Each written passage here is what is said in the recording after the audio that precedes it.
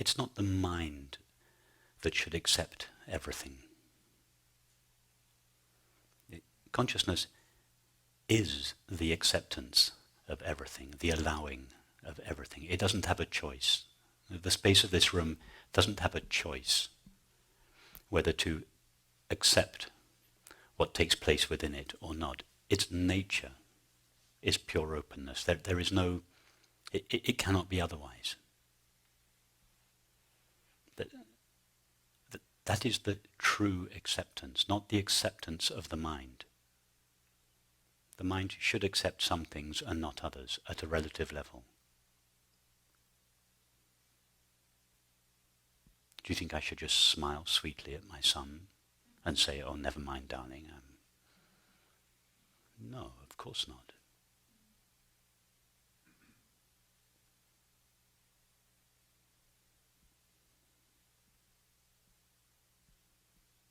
It's okay to say no with the mind.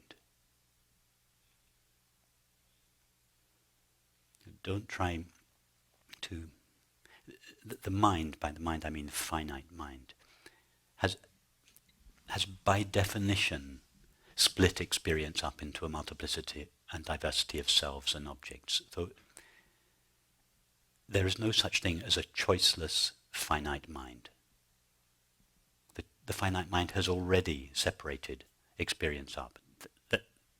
There's no such thing as a finite mind without finite objects and selves. That's what the finite mind is, a multiplicity and diversity of objects and selves. It's not possible for there not to be a polarity of opposites at the level of the finite mind. There's always going to be good and bad and right and wrong and should and shouldn't, etc. at that level. So it's not necessary to try to make the finite mind accepting of everything. Rather see that what you essentially are is already accepting of everything.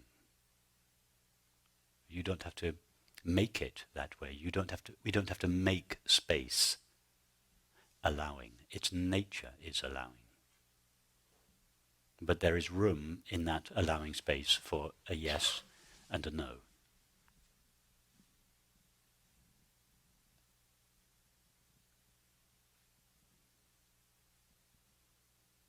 So the example you gave was a little more extreme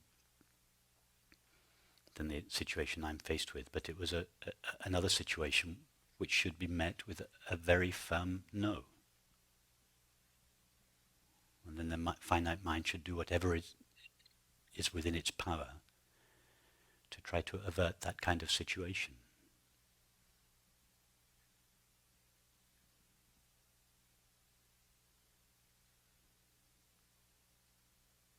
It's not possible for the finite mind to like everything. It's a mixture of likes and dislikes, of good and bad and right and wrong. That's what the finite mind is. You have to go beyond that, or find what is prior to that, if you want to find this place of total openness and acceptance. But even within that, there is room for the finite mind to say, no, this is not acceptable, and to take whatever measures are necessary.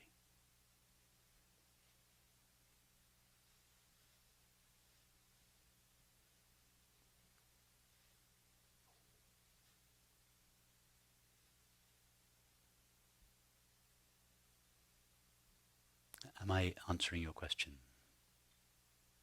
Or is there a part of your question that I'm not responding to?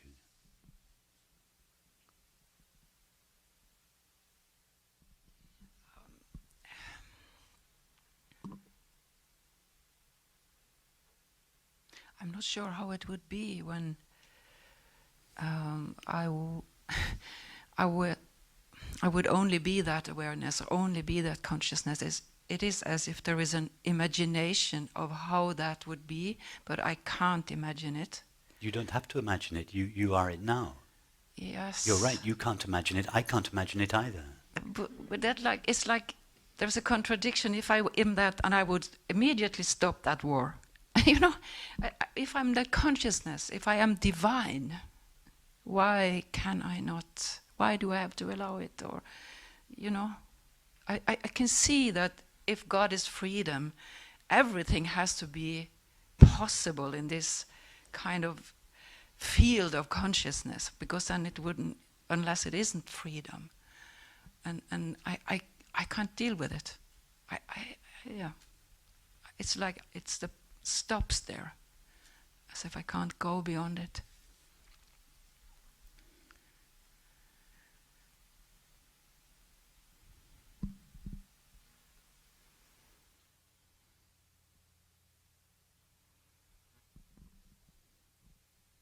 It's not possible to resolve your question on the level on which you are asking it.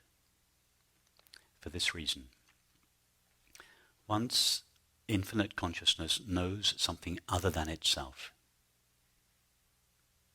in other words, once infinite consciousness has been apparently separated into a finite subject that knows, and a finite object, other or world, that is known, then by definition this finite subject is a fragment, is a part.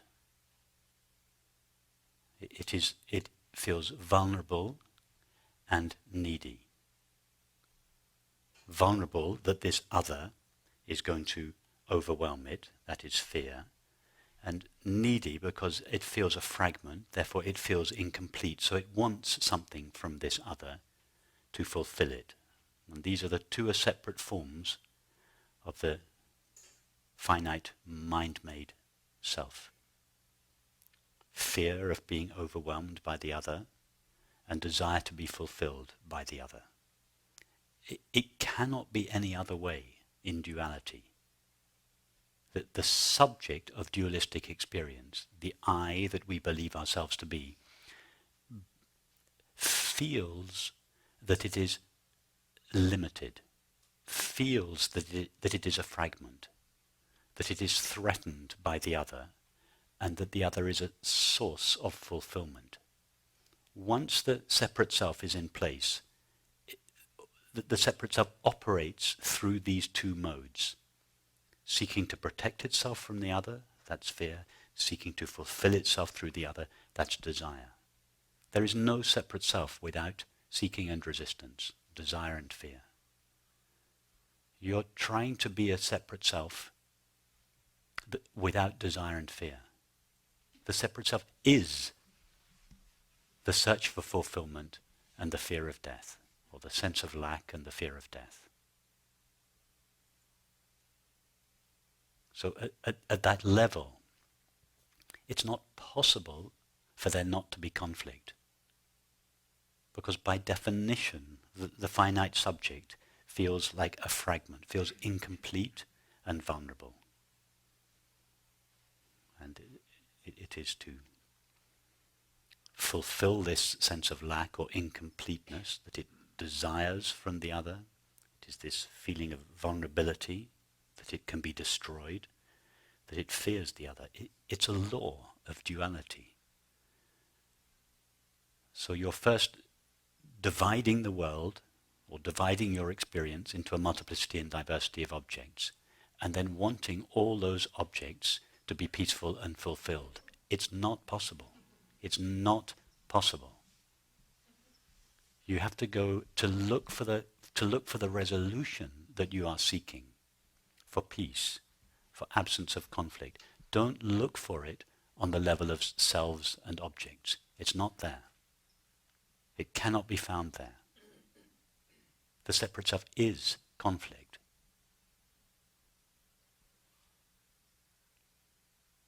The dissolution of the separate self is peace.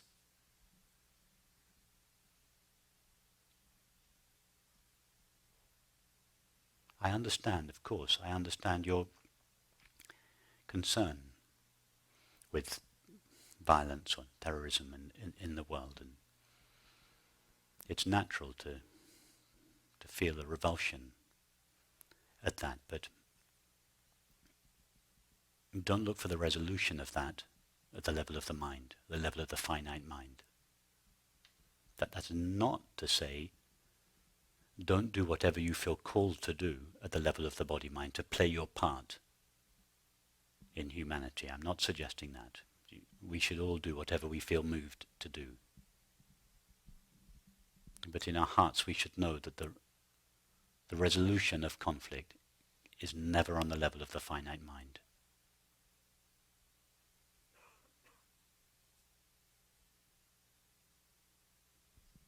I believe this, and I know it's true, and it's like this stop, but I'll just stay with it. Can you say that again? I believe what you say. I believe this to be true. That's not there to seek there. Yes, no, I understand that you believe it, but I don't want you to believe it, because if you just believe it, by this time tomorrow, your belief, if not before, your belief will have been overridden by your feelings. It's not enough to believe what I say. You have to explore your experience and see that the separate self that we believe and feel ourselves to be is, by definition, a fragment. It feels incomplete and vulnerable. And therefore it seeks and resists. It desires and fears. You have to see the truth of that in your experience, so that if you want to get beyond this play of seeking and resistance, you have to go beyond the finite mind. Or rather, you have to realize that which is prior to the finite mind, which is not difficult. It's easy. All our meditations are just different pathways to knowing and feeling the immediacy of this open, empty, luminous consciousness or pure mind. That's the place, if we can call it a place. That's the place to go for this true resolution of conflict.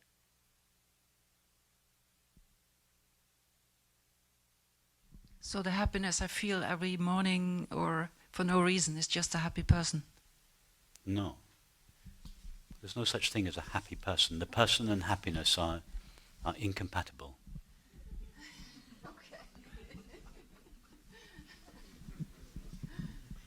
Happiness is the absence of a person.